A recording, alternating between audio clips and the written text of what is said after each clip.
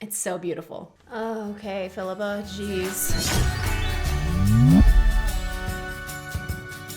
Hi everybody, welcome back to my channel. How are you? I'm Hannah, I'm your voice teacher. You can find me over on Instagram and TikTok at your voice teacher. Today I am reacting to the person that I get compared to all the time, which is Philippa Soo. Do you guys think we look alike? I'm gonna put a little picture of her right next to me. What do you think? Do you think we look alike? I can kind of see it a little bit now, but at first when people made that comparison, I thought you guys were pranking me, actually. I was like, there's no way. I don't see that at all. But too many people have said it for it not to be true. Today we're reacting to Philippa Soo singing Burn from Hamilton, one of my all-time favorite songs. She originated this role on Broadway, so she's the queen of this song. Let's do it. Oh, I forgot. I want to let you know over the next few months, I have some really exciting things that are in the works, things that I've been building and dreaming up for a long time. If you want to learn about these exciting projects that I'm working on, join my email list with a link below. And in the description box, you can find a link to join future masterclasses with me. I saved every letter you wrote me. From the moment I read them, I knew you were mine. You said you were mine. I thought you were mine. I'm already in love. I want to say something about this song though. It starts on an A4. So that's right in the middle of the female first passage. So it can absolutely feel like in between because it's not chest voice, but it doesn't exactly feel like head voice either. So here's how I want you to think about it if you're trying it at home. We are mixing, so it's gonna be closer to a head voice. However, I still want it to feel talky. So if it becomes, I saved every letter, a little airy, it loses its power. And Philippa's doing a fantastic job of that right here. I saved every letter you wrote me. There's a little bit more connection. Vocal cords are coming together and resisting the air. Do you know what Angelica said when we saw your first letter arrive? And back to her chest voice on the bottom. Be careful with that one, love. He will do what it takes to survive. You and your words flooded my senses. Your sentences left me defenseless. You built me palaces out of paragraphs. You built cathedrals. I'm rereading the letters you wrote me. I'm searching and scanning for answers in every line. Every time she gets back to that bottom, I'm searching and scanning for answers in every line. She makes sure that that's in her chest voice and she's not taking her head voice down. Searching and scanning for answers in every there. Doesn't have that same power we were talking about. I'm rereading the letters you wrote me. I'm searching and scanning for answers in every line, for some kind of sign. And when you were mine, the world seemed to burn. It's so floaty and so beautiful.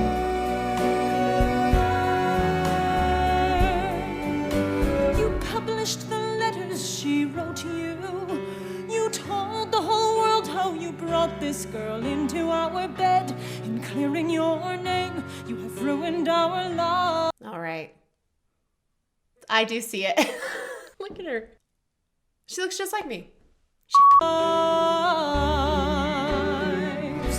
you know what Angelica said when she read what you I love that. done? She said, you've married an Icarus. He's flown too close to the sun.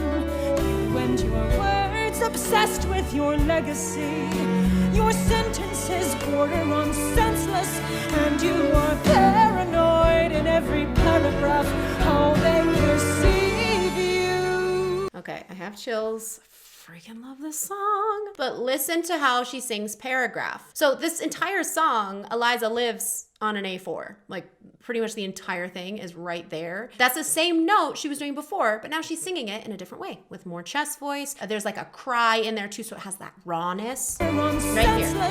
And you are paranoid. So it's paranoid, sorry, not paragraph. And you are paranoid in every paragraph. Do you hear that little paranoid, a cry. Love that. It adds a lot of like desperation and emotion to her voice. And it also helps her make that note a lot chestier than she was doing before. And that just fits with the emotion of the song right now. I like it. Every paragraph, how they perceive you.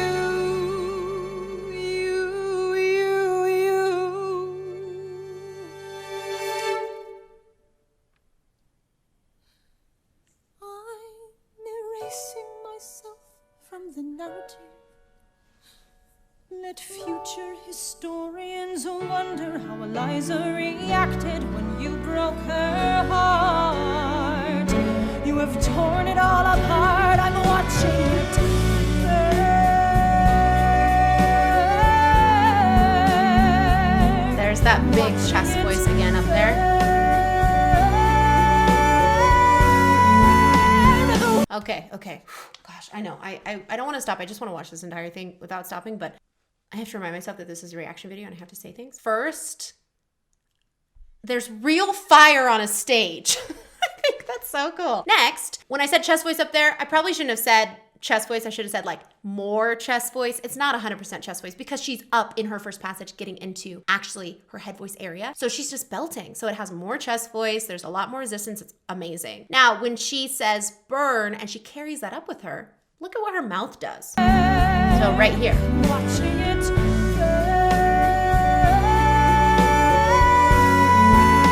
The world has no right to my. So she goes from more of a relaxed mouth,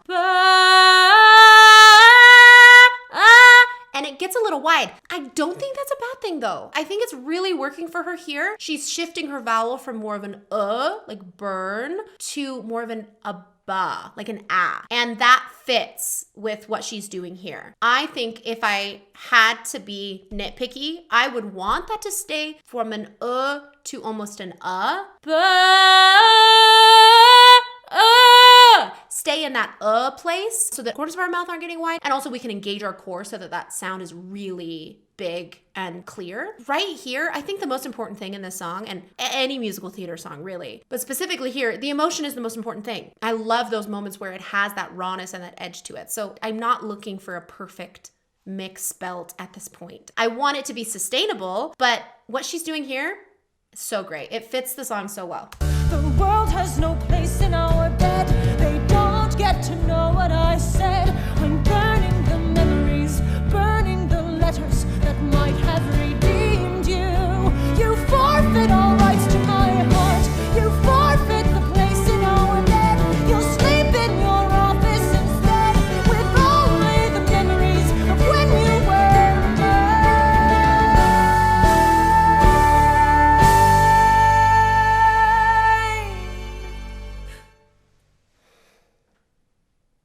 I hope that you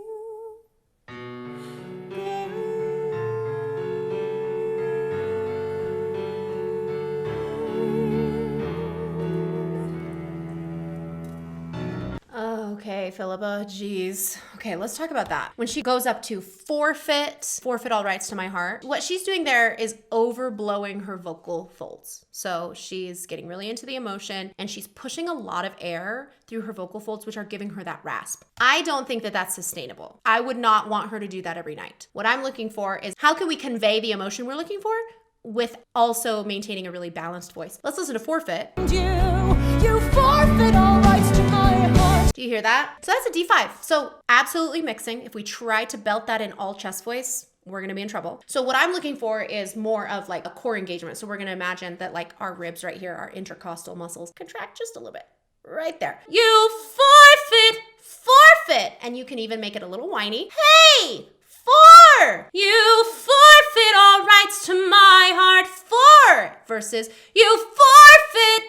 That does not feel good to me. So I'm not really a fan of that. Not because it sounds bad, and it definitely gave me chills. The emotion is there, and like, it's really good. Philippa can act her face off, but it's not sustainable long-term. So that's what I think about because I'm a voice teacher. I care about voices. I need a little bit more core engagement there. And the truth is when we are up in that area of our voice, we often push more volume and more air than we need. We have to think about if our vocal folds are thinning out as we go up, kind of like this. If it's less surface area, we need less air and less volume to vibrate them. That means less work. like physical work. So when we're up there, we can think a little bit more about engaging our core and maybe even thinking of a smaller sound. Hey!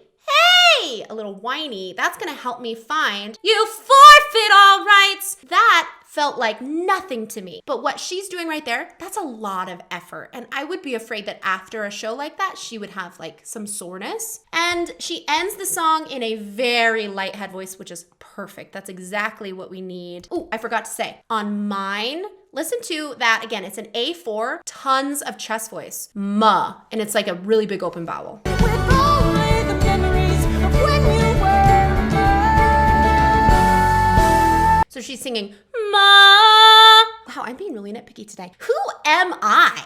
You guys are probably thinking that. Who is this woman who thinks she can criticize Philippa Sue? I'm sorry, I'm not criticizing, I'm just analyzing. So at the very end on mine, she's giving, Ma. Her tongue is tightening up a little bit. So I would want to think, mine, mine.